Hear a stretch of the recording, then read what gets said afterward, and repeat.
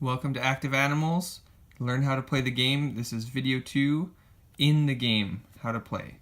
So what we're going to do now is show you a couple different ways that the gameplay can happen, and from there we will progress the game. So it's now my turn, and I've got to make a choice. I can either discard some cards, put them into the discard pile, or I can play a card and then progress the game that way. So I'm going to play this card. It's called the Battlefield Scavenger.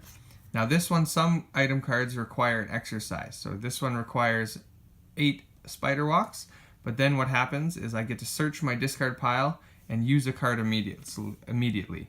So I'm going to play that card, and what that allows me to do is I go into my discard pile, I can find a card that I've used before.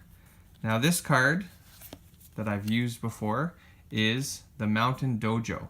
Why I want to play that one immediately is because that allows me to level up my Fire Ant. I have the level 3 in my hand, and because I have the level 2 Fire Ant on the board, I can play him. So I'm going to take the level 2 Fire Ant. He goes into the defeated pile. The defeated pile is where animals who have been leveled up or have their health has been knocked down to 0, that's where they go. Once you're in the defeated pile, you can't leave. So I'm going to put that level 2 in the defeated pile. I'm going to take level 3 and add him to the board, ready to play. So that's the end of my making a play. What I'm going to do is take these cards now, they have to go into the discard pile, and then I'm ready for my attack. Now the only animal I can't attack with is the Panda Bear. He's got my rest card over top of him. He attacked last turn, so I know that he needs to rest. But I added this guy with a dojo, so I'm going to use him to attack. Now the animal cards, they have the exercise is the middle one, and this one it says 10 bodyweight squats, and then the bottom number gives the damage.